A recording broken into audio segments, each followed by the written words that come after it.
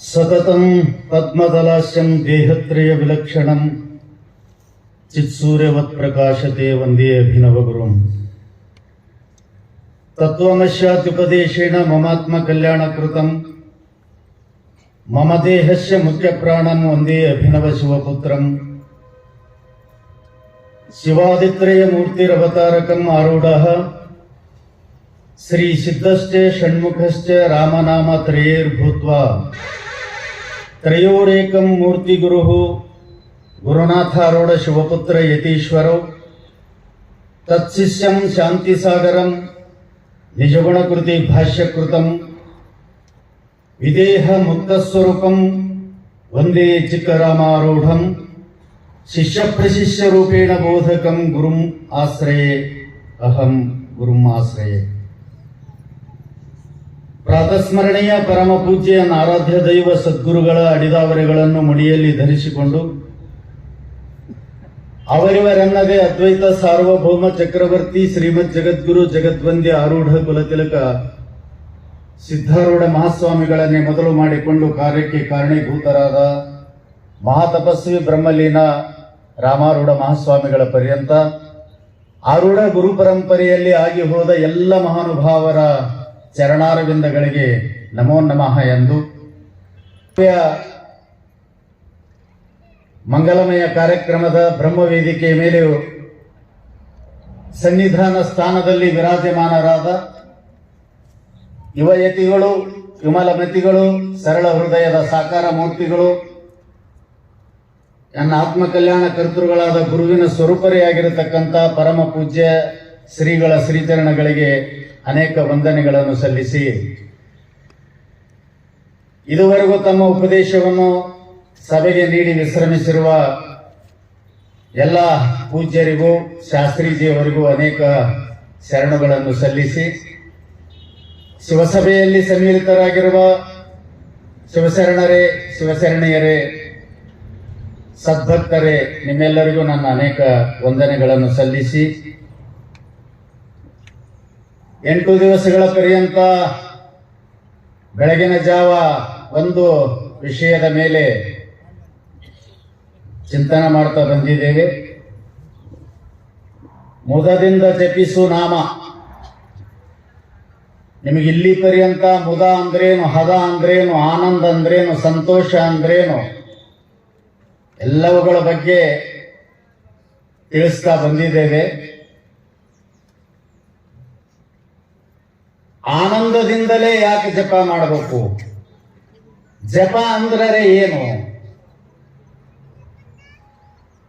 ಬಸವಣ್ಣವ್ರು ಹೇಳಿದ್ರು, ಅದನ್ನು ಈಗಾಗಲೇ ನಿಮಗೆ ಹೇಳಿರ್ಬೇಕು ನಾನು. ವಿನಯವಾಗಿ ಮಾತನಾಡಿದರೆ ಆ ಮಾತುಗಳೆಲ್ಲವೂ ಜಪವಾಗುತ್ತವೆ ಅಂತ ಹೇಳಿದರು. ಜಪ ಹೆಂಗಾಗ್ತದಂದ್ರ ಒಂದು ಸಲ ಅಂದ್ರೆ ಜಪ ಆಗುದಿಲ್ಲ, ಗಮನದಲ್ಲಿಟ್ಕೊಳ್ರಿ. ಜಪ್ಯತೆ ಇತಿ ಜಪಃ ಅಂತ ಏನ್ ಅರ್ಥ ಅದಕ್ಕ? ಜಪ್ಯತೆ ಇತಿ ಜಪಃ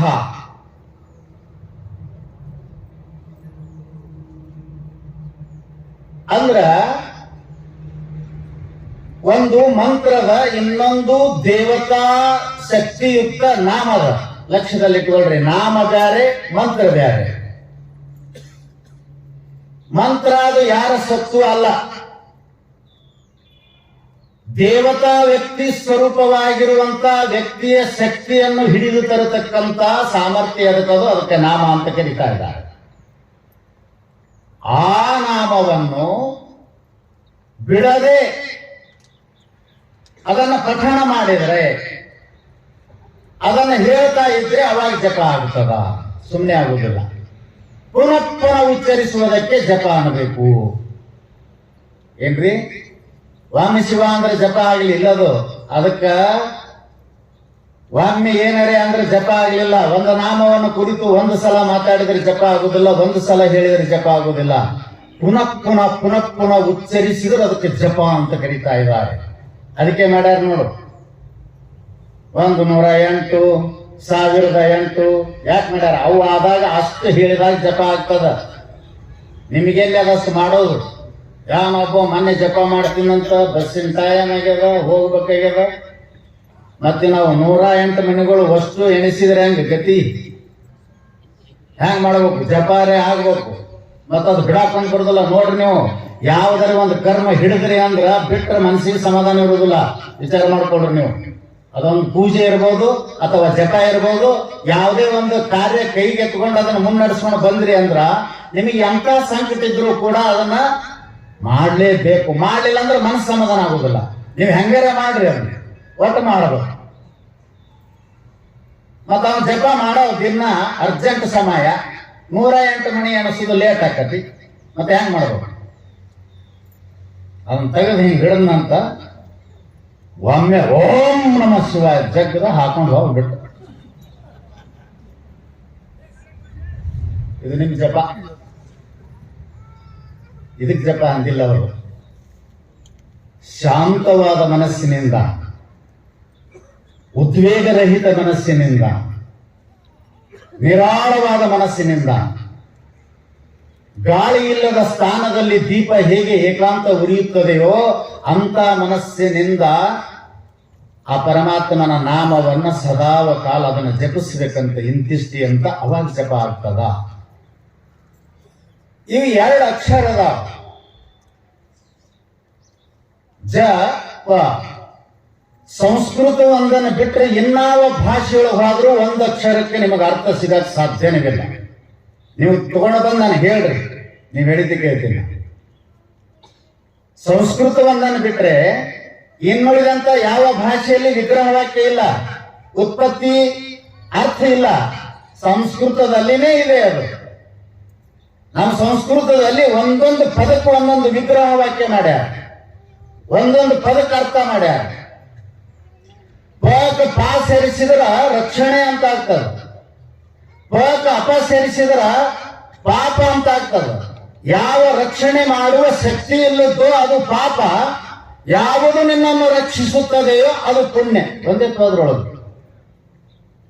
ಹಾಗಿಲ್ಲಿ ಜಪ 2 ಅಕ್ಷರದ ಅವು ಏನ್ ತಿಳಿಸ್ತದ? ಸುಮ್ಮನೆ ಬರ್ದಾರೇನ? ಜಕಾರ ಅಂದ್ರೆ ಏನು, ಪಕಾರ ಅಂದ್ರೆ ಏನು, 2 ಕೂಡಿಸಿ ಏನಾಗ್ತೈತಿ? ಏನಾಗೈತಿ? 2 ಕೂಡಿಸಿ ಸಿರ ಆಗ್ತೈತಿ. ಮತ್ತೆ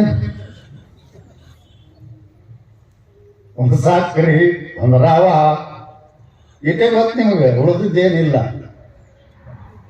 ಜಕಾರೋ ನೋಡ್ರಿ, ಒಂದು ಶಬ್ದಕ್ಕೆ ಅರ್ಥ ಸಿಗೋದು ನಿಮಗೆ ಸಂಸ್ಕೃತದಲ್ಲೇನೆ. ನೀವು ಬೇಕಾದಷ್ಟು ಪಂಡಿತರು IAS IPS KS ಇನ್ನುಳಿದ ಯಾವ ಭಾಷೆಯಲ್ಲಿ ಓದಿದ್ರು ಕೂಡ ಶಬ್ದದ ಯಥಾರ್ಥವಾದಂತ ಅರ್ಥ ನಿಮಗೆ ಸಿಗಾಕ ಸಾಧ್ಯನೇ ಇಲ್ಲ.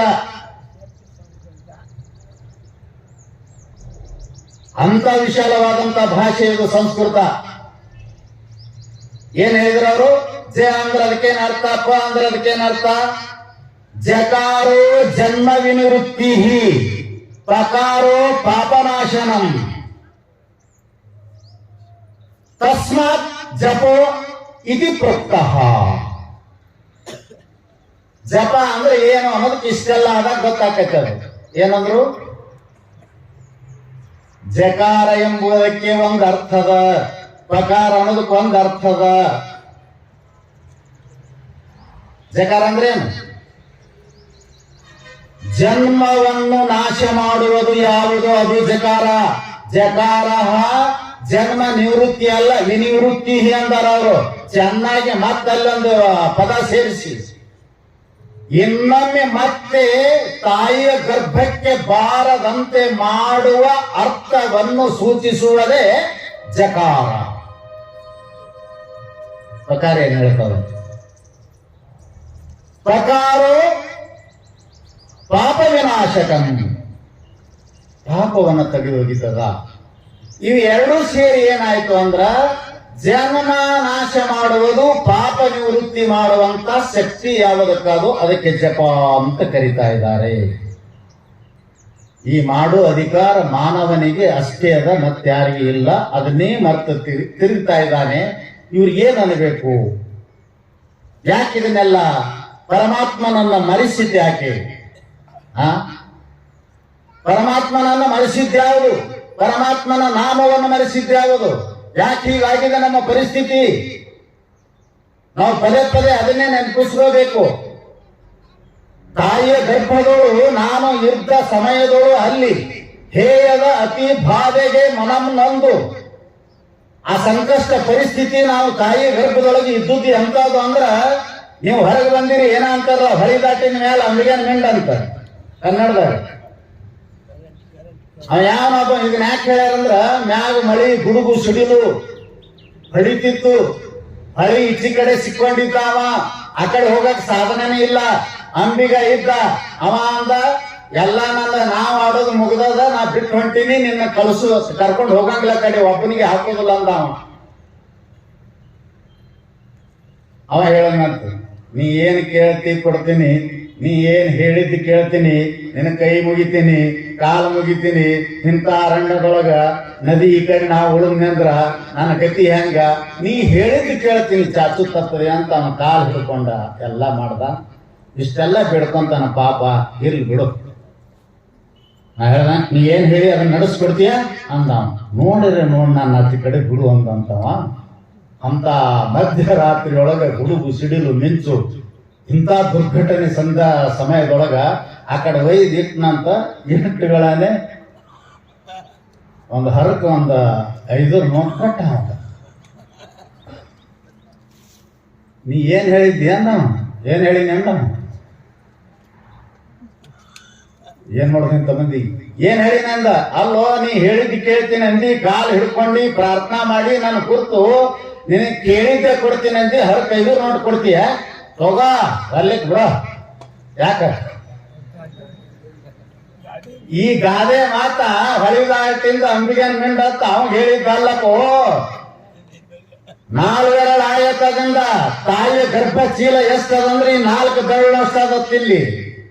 4 ಬೆರಳಿನೊಳಗ ಆ ಜಾಗದೊಳಗಿದ್ದಂತ ಈ ಪಿಂಡ ಎಷ್ಟು ಕಷ್ಟ ಆಗಿರ್ಬೇಕು. ಈಗ ನೋಡು, ಕುರ್ಚಿ ಹಾಕೊಂಡು ಕುಂತೀರಿ, ಆದ್ರೂ ಸಮಾಧಾನ ಇಲ್ಲ, ಕಾಲು ಚಟಪಟ ಚಟಪಟ ಚಟಪಟ ಚಟಪಟ. 9 ತಿಂಗಳು ಹೆಂಗ್ ಕುಂತೀವ ಗೊಬ್ಬರು ಅಲ್ಲಿ ಏನ್ ಕಂಡಲ್ ಹಾಕಿದ್ರ, ಏನ್ ಹಿಂಗ್ ಕಂಡಲ್ ಇತ್ತ ಅಲ್ಲಿ, ಏನ್ ಕೇವಲ ಉದುರತೆ ಹೆಚ್ಚಿದ್ರ, ಮಲಮೂತ್ರಗಳ ಕುಡಿಕೆ.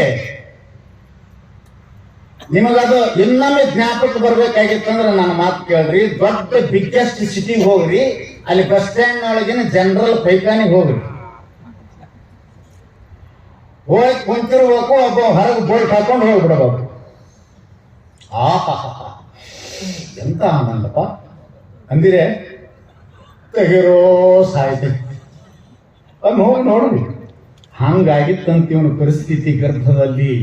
4 ಬೆರಳು ಆಯತದಿಂದ ತಾಯಿಯ ಗರ್ಭ ಚೀಲ ಅಲ್ಲಿ 4 ಬೆರಳಿನಷ್ಟು, ಅದರಲ್ಲಿ ಒಂದಿಷ್ಟರ ಪಿಂಡ್ ಇರ್ಬೇಕಲ್ಲ. 7ನೇ ತಿಂಗಳಿಗೆ ಅಲ್ಲಿ ಚೈತನ್ಯ ಪ್ರವೇಶ ಆದಾಗ ಅಲ್ಲಿ ಇವನಿಗೆ ಸ್ಮರಣೆ ಬರ್ತದಂತ. ಜನಿಪ ಪೂರ್ವ ಸ್ಮರಣ ಆಯಾಸ. ಅಲ್ಲಿ ಪೂರ್ವ ಸ್ಮರಣ ಬಂದು ಅವಾಗೇ ಪ್ರಾರ್ಥನೆ ಮಾಡಕ್ ಚಾಲು ಮಾಡ್ತಾನಂತ. ಏನಂತ, ಹಿಂದ್ ಹೋಗ್ಲಿ ಬಿಡು, 5-6 ತಿಂಗಳು ಹೋಗ್ಲಿ, ಅಷ್ಟೊತ್ತಿಗೆಲ್ಲ ಅವಯವಗಳು ಬಲ್ತಿರ್ತಾವ, ಎಲ್ಲ ಆಗಿರ್ತಾವ. 7ನೇ ತಿಂಗಳಿಗೆ ಚೈತನ್ಯ ಪ್ರವೇಶ ಆದಾಗ ಇವನಿಗೆ ಜ್ಞಾಪಕಕ್ಕೆ ಬರ್ತದಂತ, ನಾ ಎಲ್ಲಿದ್ದೆ, ಎಲ್ಲಿದ್ ಬಂದೀನಿ, ಮುಂದೆ ಹೋಗೋದು ಎಲ್ಲಿಗಿ, ಇಲ್ಲಿಂದ ಪಡಮಟ್ಟಡೆ, ಇನ್ನೂ ಬಹುದುಃಖ, ಹೋಗ್ಲೇ ಬೇಡೋ, ಇಲ್ಲೇ ಇದ್ರೆ ಇದನ್ನು ಸಹಿಸುವುದಾಗ ಅಂತ ಅವಾಗ ಪರಮಾತ್ಮ ನೆನಪಾಗಿ ಎಲ್ಲರೂ ನೀವು ಪ್ರಾರ್ಥನೆ ಮಾಡಿದವ್ರೆ. ಅಲ್ಲಿ 2 ತಿಂಗಳ 9 ತಿಂಗಳ ನವಮಾಸ ತುಂಬುವರೆಗೂ ಏನಂತ ಪ್ರಾರ್ಥನೆ ಮಾಡಿ, ಹೇಯದ ಅತಿಬಾಧೆಗೆ ನೊಂದು ಏಸುತಿಯ ಪೇಯವನ್ನು ಬಿಟ್ಟು ಏತಕ್ಕೆ ಇಂತು ಪರಮಟ್ಟಿರುವೆ. ಅಂದ್ರೆ ಅವನೇ ಇಲ್ಲಿ ಹೋಗಿ ಏನ್ ಮಾಡ್ತಿ ಅಂತ ಕೇಳಿದಂತವ. ನಿಮ್ಗೆಲ್ಲರಿಗೂ ನೀವು ಹೇಳಿದ್ದೇನು, ಆಯುಷ್ಯ ವಿರುವುದರೊಳಗಾಗಿ ಕಾಯದ ವಿರೋಧಿ ಗುರು ಶಂಭುಲಿಂಗವನನ್ನು ಒಲಿಸಿ ಮಾಯೆಯನ್ನು ಮೀರಿ ಭವವನ್ನು ಗೆಲುವನು ನನ್ನ ಅಧಿಕಾರ ಅಂತ ಪ್ರಮಾಣ ಮಾಡಿ ಬಂದೀವಂತ.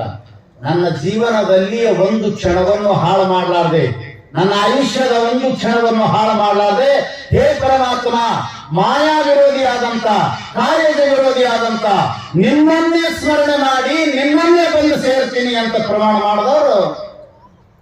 ಅವ್ನು ಹೇಳಿದ್ನಲ್ಲ, 5 ರೂಪಾಯಿ ಕೊಡ್ತೀನಿ, ತಗೋ ಅಲ್ಲಿಗೆ ಬಿಡು. ಮತ್ತು ಮುಂದೆ ಬರೋಣ ಯಮನಾಥ್ ಮಾವ ನಿಮಗೆ ನಿನ್ನ ಹಕ್ಕದ ಪ್ರತಿಜ್ಞೆ ಮಾಡಿ ಜಪಿಸುವಂತ. ಅದು ನಿನ್ನ ಜನ್ಮ ನಿವೃತ್ತಿ ಮಾಡ್ತದ, ಪಾಪ ನಿವೃತ್ತಿ ಮಾಡ್ತದ. ಅದಕ್ಕೆ ಕಬೀರ್ ಬಹಳ ಸುಂದರವಾಗಿ ಹೇಳಿದ್ರು. ನೀವು ಯಾಕೆ ಮಾಡ್ತೀರಿ ಅಂದ್ರ ಅಣ್ಣ ಬಸವಣ್ಣ ಅವ್ರು ಹೇಳಿದ್ರು, ಒಟ್ಟ ಪ್ರತಿಜ್ಞೆಯನ್ನ ಯಾಕೆ ಮಾಡ್ತೀರಿ, ಮಾಡಬೇಕಾದಂತ ಜಪ ವಿಧಿ ನಿಯಮವನ್ನ ಯಾಕೆ ಮಾಡ್ತೀರಿ? ಮರ್ಸಿದ್ದ ಸುಮ್ಮನೆ ಮರೆಯಂಗಿಲ್ಲ ಮನುಷ್ಯ. ಅವನು ಕೂಡದೆಲ್ಲ ವಿಸ್ಮರಣೆ ಆಗ್ಬೇಕಂತ ತೆಲಿಗೆ ಹೊಡೆತು ಬಿಡ್ಬೇಕು, ಪೆಟ್ಟು ಬಿಡ್ಬೇಕು. ಪೆಟ್ಟು ಬಿತ್ತಂದ್ರೆ ನಮ್ಗೇನು ಗೊತ್ತಾಗುದಿಲ್ರಿ, ನಿಮಗೂ ಪೆಟ್ಟು ಬಿದ್ದದ. ಅವ ಮರೆತು ಬಿಡ್ತಾನಲ್ರಿ, ಎಲ್ಲಾ ಪೂರದ ಮರಿತಾನ. ನೋಡಿರ್ಲಿ ಸಿನಿಮಾದಾಗ ತೋರಿಸ್ತಿರ್ತಾರ, ಎಲ್ಲ ಲವ್ ಮಾಡಿದ್ದು ಮರ್ತಿರ್ತಾನ. ನೀ ಯಾರಂತ ಬೇತಾನ ಆಕಿ ತಪ್ಪ ಯಾರದ ಅವಂದಲ್ಲ. ಹೊಡೆತು ಬಿದ್ದದ ಹೊಡೆತು ಬಿದ್ದದಂತ ಒಬ್ರು ಹೇಳಿದ್ರು, ಹುಸನಾಯ ಕಡ್ದಂತ ಒಬ್ರು ಹೇಳಿದ್ರು. ಹುಸನಾಯ ಕಡ್ತ ಹುಸಾಕ ಮನುಷ್ಯ ವಾವ್ ವಾವ್ ವಾವ್ ವಾವ್ ಭಗವಂತ. ಬಸವಣ್ಣವರಂತಾರ, ನಿನ್ನನ್ನೇ ಸ್ಮರಣೆ ಮಾಡಿ ನಿನ್ನ ನಾಮವನ್ನು ಜಪಿಸಿ ನಿನ್ನನ್ನು ಸೇರುತ್ತೇನೆ ಎಂದು ಬಂದಂತವ ನಾನು ಹುಚ್ಚಿಯಾಗಿನಿ ಬಸವಣ್ಣ. ಯಾಕೆ ಅಂತ ಕೇಳಿದ್ರೆ, ಕಾಂಚನವೆಂಬ ನಾಯ ಮೆಚ್ಚಿ ಆ ನಾಯ ಕಚ್ಚಿ ನಿಮ್ಮನ್ನು ಮರೆತೆ ದೇವ. ಕಾಂಚನಕ್ಕೆ ಬೇಳೆಯಲ್ಲದೆ ಲಿಂಗಕ್ಕೆ ಬೇಳೆ ಇಲ್ಲ. ಕಾಂಚನವೆಂಬ ನಾಯ ಮೆಚ್ಚಿ ಕಚ್ಚಿ ಹುಚ್ಚಿಡೋದು. ಹುಚ್ಚ ಹಿಡಿತಂದ್ರ ಹುಚ್ಚುಗೊಂಡ ನಾಯಿ ಬಂಬುದೇ ಸಾಕಿದ ಒಡೆಯನ. ಮತ್ತೊಬ್ರು ಶರಣರು, ನೀ ಎಷ್ಟು ಅದನ್ನ ಅಕ್ಕರತೆಯಿಂದ ಪ್ರೀತಿಯಿಂದ ನೋಡ್ಬೇಕು. ನೀವೆಲ್ಲ ಎಂತಿಂತವ್ರು ನಾಯಿ ಸಾಕ್ತಾರ, ತಮ್ಮ ಗಡ್ಡ ಮೇಲೆ ಕರ್ಕೊಂಡು ಬಂದಿರ್ತಾರ. ಅದಕ್ಕೆ ಏನ್ ತಾವು ತಿಳಿದು ತಿನ್ನಿಸ್ತಾರ, ಅದ್ರ ಬಾಯಾಗಿಟ್ಟು ತಾವು ತಿಂತಾರ. ಏನ್ ಇಷ್ಟು ಮಾಡಿದ್ರು ಕೂಡ ನಾಯಿಗೆ ಹುಚ್ಚ ಹಿಡಿತು ಅಂತಂದ್ರ ಇವ ನನ್ನ ಒಡೆಯ ಅಂತ ತಿಳಿದಿಲ್ಲ, ನಿನ್ನ ಕಚ್ಚಲಾರ್ದೆ ಬಿಡುದಿಲ್ಲ ಅದು. ಹಾಗೆ ಹೇ ದೇವ, ನೀನು ನನ್ನ ಒಡೆಯ, ನನಗೆ ಹುಚ್ಚನಾಯಿ ಕಡ್ದ. ಎದುರು ಹುಚ್ಚನಾಯಿ ಕಡ್ದಂದ್ರೆ ಕಾಂಚನವೆಂಬ ಹಣವೆಂಬ ಅಧಿಕಾರವೆಂಬ ಈ ಉನ್ಮಾದದಿಂದ ಈ ಹುಚ್ಚು ನಾಯಿಯಿಂದ ಕಚ್ಚಿಸಿಕೊಂಡು ಹುಚ್ಚನಾಗಿ ನಿನ್ನನ್ನು ಮರೆತಿದ್ದೇನೆ ದೇವ. ಆ ಕಾಂಚನಕ್ಕೆ ವೇಳೆ ಸಿಕ್ಕಿಯದಂತ ಅದನ್ನೇ ಮಾಡ್ತೀನಿ. ನಿನಗೆ ವೇಳೆ ಇಲ್ಲ, ನಿನ್ನ ಸ್ಮರಿಸುವುದಕ್ಕೆ ವೇಳೆ ಇಲ್ಲ, ಲಿಂಗಕ್ಕೆ ವೇಳೆ ಇಲ್ಲ. ಏನಾಗಿದೆ ನಮ್ಮ ಪರಿಸ್ಥಿತಿ ಗೊತ್ತದ ನಿಮಗೆ? ನೀವು ಕೊನೆಗೆ ಇಷ್ಟೆಲ್ಲ ಅವನನ್ನು ಮರೆತು, ಅವನಿಗೆ ಕೊಟ್ಟ ಪ್ರತಿಜ್ಞೆಯನ್ನು ಮರೆತು ನೀವು ಇಷ್ಟೆಲ್ಲ ಗಳಿಸಿದ್ರು ನಿಮಗೇನಂತ ಕರೀತಾರ ಅಂದ್ರೆ, ಕಬೀರ್ ಹೇಳಿದ್ರು, ಕಬೀರ ಸಬ್ ಜಗ ನಿರ್ಧನ ಧನವಾನಾ ನೈ ಹೈ ಕೋಯ್ ಸೋಯಿ ಧನವಾನ ಜಾನಿಯೇ ರಾಮ ನಾಮ ಹೋಯ್ ಕಬೀರ ರಾಮ ನಾಮ ಹೋ. ನಿನಗೆ ಧನವಾನ್ರಂದ್ರ ಏನನ್ಬೇಕು ನಿಮಗೆ? ನೀವು ಎಷ್ಟು ಗಳಿಸಿದ್ದು ನಿಮ್ಗೆ ತಲೆ ಮೇಲೆ ಇಟ್ಟು ಕಳಿಸೋದಿಲ್ಲಪ್ಪೋ ಅಪ್ಪ ಯವ್ವ. ನೀವು ಪ್ಯಾಕೆಟ್ ಕಿಸೆ ಹೊಡೆದೋಡುದು ಅಲ್ಲೆಲ್ಲರೇ ಇಟ್ಟು ಒಬ್ಬ ಕಿಸೆ ಹೊಡಿತಿದ್ಲು ಅಂತ, ಗಂಡನ ಕಿಸೆ ಹೊಡಕಿ ಬರೀ ಗಂಡನ ಕಿಸೆ ಹೊಡಕಿ ಮತ್ತೆ ಅಲ್ಲಿಟ್ಟು ನೀವು ಹುಡುಕಾಡ ತಗೊಂಡು ಏನ್ ಮಾಡ್ದ ಅಂತ ಹೇಳಿ ಆಕಿ ಮಂದಿ ಕಾಯಿ ಕೊಡ್ತಿದ್ಲು. ಇವನ್ ಕಿಸೆ ಹೊಡಿದ್ಲು, ಆಕಿನ ಗೆಳತಿ ಕಾಯಿ ಕೊಡಕಿ. ಗೆಳತಿ ಕಾಯಿ ಕೊಡ್ಬೇಕಾದ್ರೆ ಆಕಿ ಏನ್ ಮಾಡ್ತಿದ್ಲು ಅಂದ್ರೆ ಆಕಿಗೆ ಒಂದು ಸೂಚನೆ ಹೇಳಿದ್ಲು. ಮತ್ತ ಅವ ದಿನ ನೋಡವ, ನಿಂಗ ನನ್ ಕಿಸೆದಾಗಿಂದ 500 ರೂಪಾಯಿ ನೋಟನ್ನೇ ಇಲ್ಲರು ಅನ್ನೋದು. ಅದು ಕೇಳಿಲ್ಲ ಅಂತ ಆಕಿ ರೊಟ್ಟಿ ಮಾಡ್ತಾವ ಬಿಡುದು. ಏನಂತ ನಾನಿಂಗ ಅಂತ ಆಕಿ ಇಲ್ಲ ಏನಿಲ್ಲ ಅನ್ನೋದು. ಏನೋ ಇಲ್ಲ ಈ ಕಡೆ ಹೇಳ್ರಿ ಅನ್ನಂತ. ನಾನು 500 ರೂಪಾಯಿ ತಗೊಂಡು ಅವನು ತಾಕತ್ತಿಲ್ಲ ನೋಡಿ ಗಣಸು. ಇಲ್ಲ ಈ ಕಡೆ ನಿಂಗಣ್ಣ ಬೇರೆ ಮಾತಾಡಿದೆ. ಅವ್ನು ನಿನಗೆ 500 ರೂಪಾಯಿ ಬುಕ್ಕ ತರಲಿ ನಿಂಗಣ್ಣ ಅಂತ ಕೇಳಿ ನಂತ ಚಂಡೇಶ್ವರ ನಾಟ್ಯ ಸಂಘ ಅದು ಕೇಳೋದಾಗಲಿ ಸಡನ್ಲಿ ತಿರುಗಿಸ್ಬಿಟ್ಟ ಅದನ್ನ. ಅದೇ ಹಂಗೆ ಅಂತ ಮಾತ್ರ ರೊಟ್ಟಿ ಮಾಡ್ತಿದ್ದ ಆಕಿ ಏನ್ ಮಾಡಿಲ್ಲ ಅಂದ್ರ, ಆಕಿ ತನ್ನ ಗೆಳತಿಗೆ ಹೇಳಿಲ್ವಂತ, ಅದು ಹೆಣ ಎತ್ತಿ ಮನ್ಯಾಗ ಇರ್ತದ, ಮತ್ ನೀ ಸಿಕ್ಕಂಗ್ ಕಟ್ನೆ ಒಳಗ್ ಬಂದಿಗಿಂದಿ ನಮ್ ಹಿತ್ತಲ ನಿಂತ ಗಂಟಿ ಬಾರಿಸಿ ನಾ ಬಂದು ಕೊಡ್ತೀನಿ ಅಂತ ಅಂದಿದ್ಲ ಆಕಿ. ಆಕೆ ಟೈಮ್ದಾಗ ನೋಡಿ ಬಂದು ಹಿತ್ತಲ್ದಾಗ ನಿಂತ ಗಾಳ ಗಾಳ ಗಾಳ ಗಾಳ ಗಾಳ ಗಾಳ ಗಂಟೆ ಬಾರಿಸಾಕಿ ಈಗ ಒಯ್ದು ಆಕೆ ಎಟ್ಟು ಹೊಡೆದಿರ್ತಾಳೆ ಕಿಸಿ ಆಕಿನ ಕೈಯಾಗ ಕೊಡಾಕಿ ಒಂದಿನ ಬಂದು ಅವ ಕುಂತು ಬಿಟ್ಟಾನ ಆಕಿಗೇನು ಗೊತ್ತ ಗಂಟೆ ಬಾರಿಸಾಕಿ ಗಂಡು ಕೂತು ಬಂದು ಹಿತ್ತಲ್ದಾಗ ಡಾಂಗ್ ಡಾಂಗ್ ಡಾಂಗ್ ಈಕಿಗೆ ಎದಿ ಡಾಪ್ ಡಾಪ್ ಡಾಪ್ ಎದ್ದು ಹೋಗಕ್ ಬರುದು ಬಾಗಿಲಿಗೆ ಕುಂತ ಚೇರ್ ಹಾಕೊಂಡವ ಅವ ಮೊದಲೇ ಪೊಲೀಸ ಆಕಿ ಎದೆ ದಗಡದ ಅನ್ನಕತ್ತು ಮಾತಾಡ್ಸಕ್ ಬರುದಿಲ್ಲ ಏನ್ ಮಾಡ್ಬೇಕಿನ್ನ ಆಕಿ ಸ್ವಲ್ಪ ಸರಿ ನಾ ಹಿತ್ತಲ್ ಕಡೆ ಹೋಗ್ಬೇಕು ಯಾಕ ಅಂದ ಅಲ್ಲಿ ಆಕಳ ಬಂದದ ಹೊಡೆದು ಬರ್ತೀನಿ ಇಲ್ಲ ಆ ಆಕಳ ನಾನೇ ಹೊಡಿತೀನಿ ಅನ್ನತ್ತ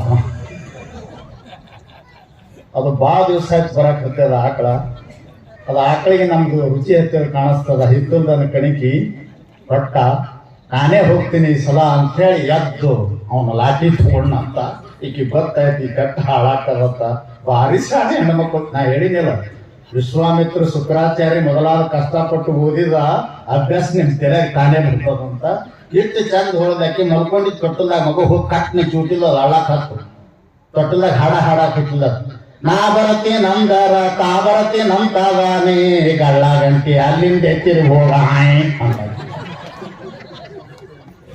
ಎಷ್ಟು ಶಾಣೆ ಹೆಣ್ಮಕ್ಳು ಅಂದಿರಿ ಹಾಡ ಹೆಂಗ್ ಕಟ್ಟಿಲ್ಲ ನೋಡ ಅಲ್ಲಿ ನಾ ಬರತಿ ನಂದರ ತಾ ಬರತಿ ನಂತಾದ ನೀ ಅಲ್ಲಿಂದ ತಿರುಗ ಗಳ್ಳ ಗಂಟೆ ಜೋ ಜೋ ಮಕ್ಕ ಎಪ್ಪಂತ ಅನನ ಹಾಕಿ ಬಿಟ್ಲಾ ಓಡ್ ಹಾಲಪ್ಪ ಓಡ್ ಹಾಲ್ ಹೋಯ್ತು ಆಕಳ ಇನ್ನೊಂದು ಬರ್ಲಿ ಅದು ಹಸು ಅಂದವ ಗೊತ್ತಾಗ್ತದೆ ಅದುಗಳನ್ನೇ ಮುಂದೆ 2 ದಿನದ ಮೇಲೆ ಅವರು ಮೊದಲು ಇದ್ದು ರೀ ಹೆಣ್ಮಕ್ಳು ಇವು ಆಕಾಶವಾಣಿ ಕೇಂದ್ರಗಳಂದ ನೀರ್ ಭಾಗದಲ್ಲಿ ಟಿಮ್ ಹೋದಲ್ಲಿ ಇಡೀ ಜಗತ್ತಿನ ಸುದ್ದಿನ ಮಾತಾಡೋರು 2 ಕಡೆ ಇವ್ರ ಆಕಾಶವಾಣಿ ಕೇಂದ್ರ ಯಾವ ಅಂದ್ರಿ ನೀವು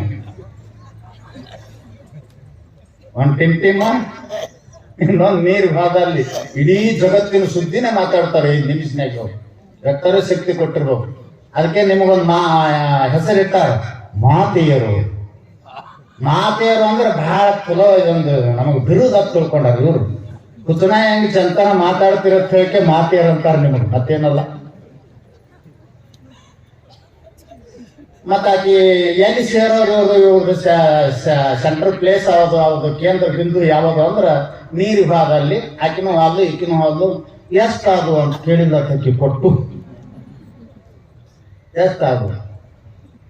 ಎಷ್ಟಾದು ನೀವೇ ಹೇಳ್ರಿ ಸಕಾರ್ತಿ ಅಂದಾಕಿ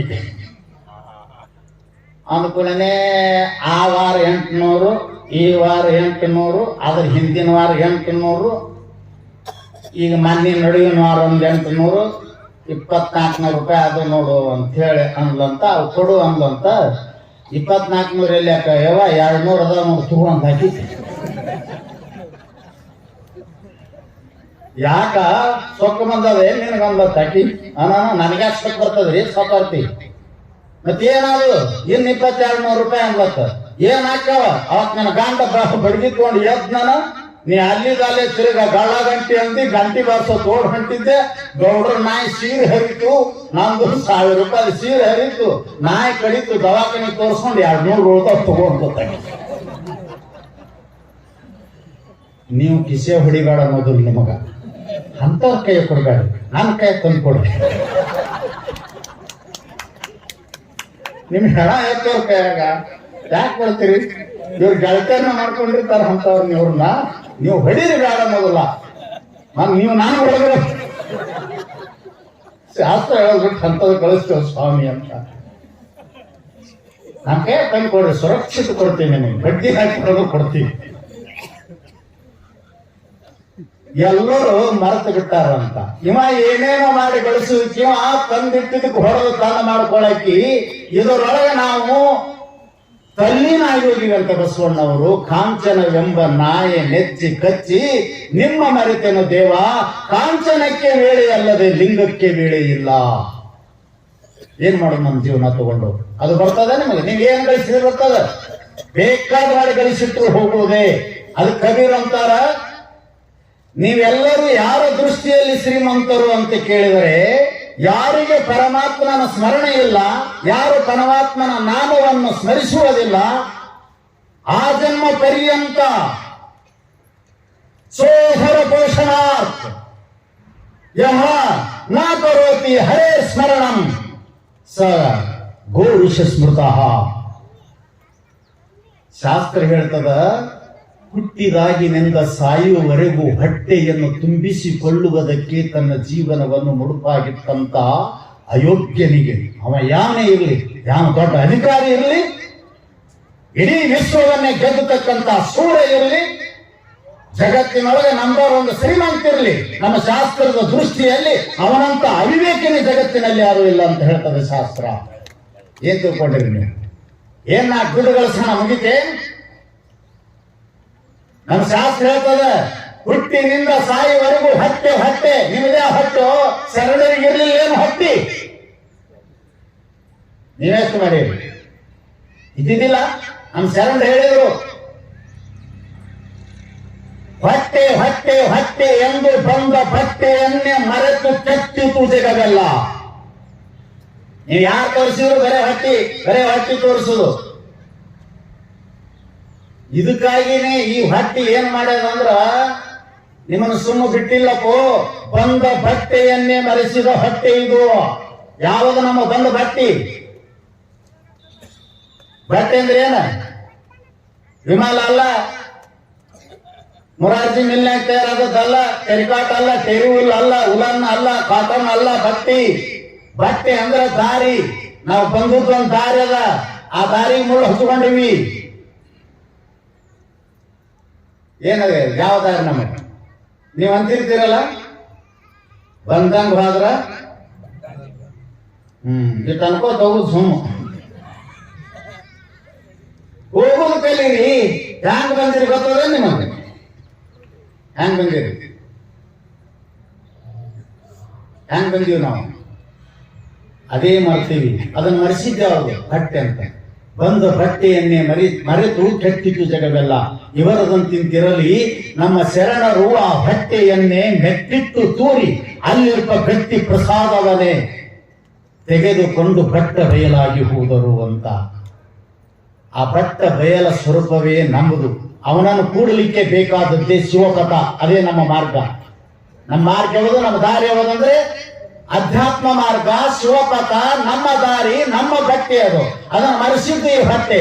ಅದಕ್ಕೆ ಶರಣರು ಈ ಹೊಟ್ಟೆಯನ್ನೇ ಮೆಟ್ಟಿಟ್ಟು ತೂರಿ ಬಿಟ್ರಂತ. ಅಲ್ಲಿರುವ ಗಟ್ಟಿ ಪ್ರಸಾದ ಯಾವುದು ಅಂತ ಕೇಳಿದ್ರೆ ಅವನ ನಾಮಸ್ಮರಣೆಯನ್ನು ಮಾಡಿ ತಮ್ಮ ಜೀವನವನ್ನು ಸಾರ್ಥಕ ಮಾಡಿಕೊಂಡ್ರು. ಹುಟ್ಟಿದಾಗಿಂದ ಸಾಯಿತನ ಬರೀ ಇದೇ ಮಾಡಿದೆ ಅಂದ್ರೆ ನಿನ್ಗೇನ್ ಅನ್ಬೇಕು ಅಂತ ಕೇಳಿದರೆ ಬಹಳ ಹೀನ ಕೆಲಸ ಬರ್ದಾರ ಅವರಲ್ಲಿ. ನರಕದಲ್ಲಿ ಬಿದ್ದು ಹೊರಳುವ ಹುಳು ಅನ್ಬೇಕಂತೀವಿ. ಯಾರು ಪರಮಾತ್ಮನನ್ನ ಮರ್ತಾರ, ಅವನ ನಾಮವನ್ನ ಮರ್ತಾರ. ಅದಕ್ಕೆ ನೀವು ಬರೇ ಅದನ್ನೇ ಮಾಡ್ತಾ ಹೋದ್ರೆ ಅಂದ್ರೆ ಸಾಯುವುದ್ರೊಳಗೂ ಅದೇ ಇರ್ತದ. ಕಬೀರ್ ಅಂದ್ರು ಸಬ್ ಜಗ ನಿರ್ಧನ ಧನವಾನ ನೈ ಹೈಕೋಯ್. ನೀವು ಯಾರಿಗೆ ಶ್ರೀಮಂತರು ಅಂದ್ರ ಅವಿವೇಕಿಗಳಿಗೆ ಶ್ರೀಮಂತರು, ಶರಣರಿಗೆ ಶ್ರೀಮಂತರಲ್ಲ, ಸಜ್ಜನರಿಗೆ ಶ್ರೀಮಂತರಲ್ಲ. ಸಬ್ ಜಗ ನಿರ್ಧನ, ಯಾರೂ ಇಲ್ಲ, ಯಾರೂ ಇಲ್ಲ. ಧನವಾನ ನೈ ಹೈಕೋಯ್, ಒಬ್ರು ಇಲ್ಲ ಅಂತ ನಾವು. ಮತ್ ಯಾರಿಗಾರೆ ನೀವು ಧನವಾನ್ ಅಂತೀರಿ ಅಂತ ಕೇಳಿದ್ರೆ ಕಬೀರ್ ಹೇಳ್ದ, सोई धनवान है जिसके पास राम नाम है, सोई धनवान है.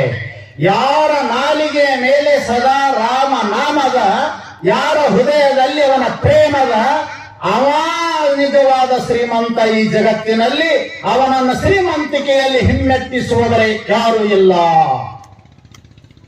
ಹೃದಯದಲ್ಲಿ ಪ್ರೇಮ ಇರಬೇಕು, ನಾಲಿಗೆ ಮೇಲೆ ಆತನ ನಾಮ ಇರಬೇಕು. ನಿನ್ನ ಜನ್ಮ ಸಾರ್ಥಕ ಆಗ್ತದೆ. ನಮ್ದಾಗಲ್ಲ. ತಿಜರಾಗ 500 ಕಟ್ಟಿರ್ಬೇಕು, ಅದೇ ನೆನಸುದು ನಿಮ್ಮ ಹಣೆ ಬರ. ಯಾವ್ದಂಗಿಲ್ಲ ನಮ್ಮ ಶಾಸ್ತ್ರ. ನಾವೇನ್ ನಿಮಗೆಲ್ಲ ಬಿಟ್ಟು ನಮ್ಮನ್ನು ತಿಳಿಗೊಳಿಸ್ಕೊಂಡು ಬಂದು ಮಠದಾಗ ಕೂತು ಜಪ ಮಾಡು, ಶಾಸ್ತ್ರಗಳು ಅಧ್ಯಯನ ಮಾಡು ಅಂತ ಹೇಳಿದೆ ನಾವು. ಹೇಳ್ಯಾರ ಹೆಂಗ್ ಶಾಸ್ತ್ರ? ಹೇಳ್ಯಾರ? ಯಾರು ಹೇಳ್ಯಾರ?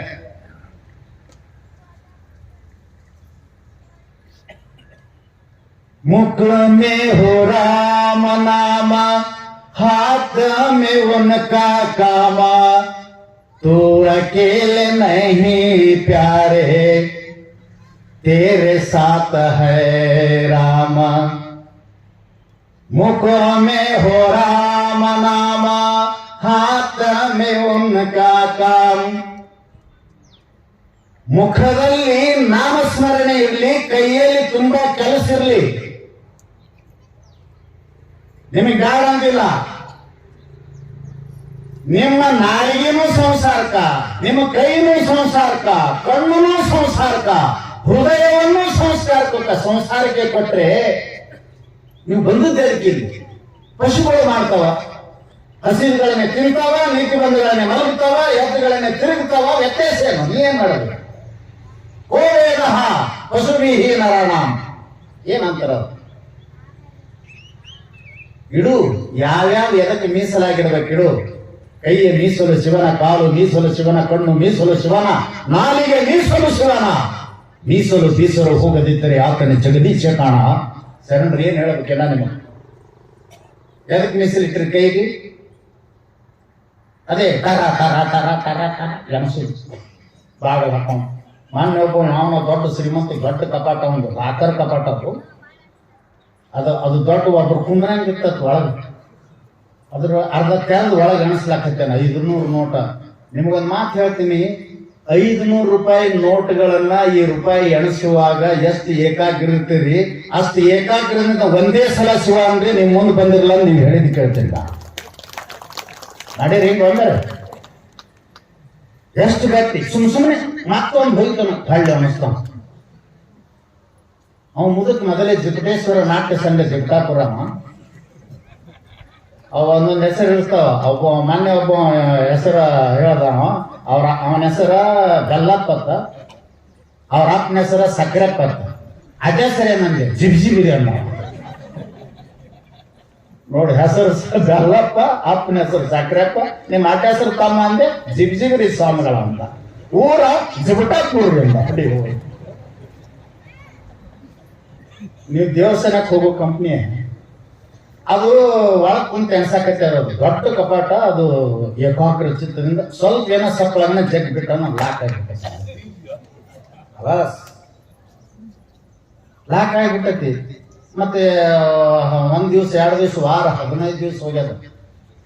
ಮುದಕ್ಕೆ ಎಲ್ಲಾರು ಹೋಗಿರ್ಬೇಕಂತ ಅವ್ರು ಹೋಗ ಸಾಕತ್ತಾರ. ನಿಮ್ ಹೆಣ ಎತ್ಲಿ, ನಿಮ್ಮನ್ನು ಯಾರು ಹುಡುಕಾಡೋದಿಲ್ಲ, ಯಾರ ಚಿಂತೆನೆ ಇಲ್ಲ. ಮತ್ತೆ ಯಾವಾಗ ಗೊತ್ತಾಯ್ತಂದ್ರೆ ಅದು ಸ್ಮೆಲ್ ಬರಕತ್ತಂತ. ಎಲ್ಲಿ ಸ್ಮೆಲ್ ಬರಕತ್ತದ ಅಂತ ಹೇಳಿ ಅವಾಗ ಹುಡುಕಾಡುವಾಗ ಆ ಕಪಾಟ್ ಲಾಕ್ ಆಗಿತ್ತು. ಮುರಿದು ತಗೋದು ಹಿಂಗ್ ಕೂತಿದ್ ರೊಕ್ಕದ.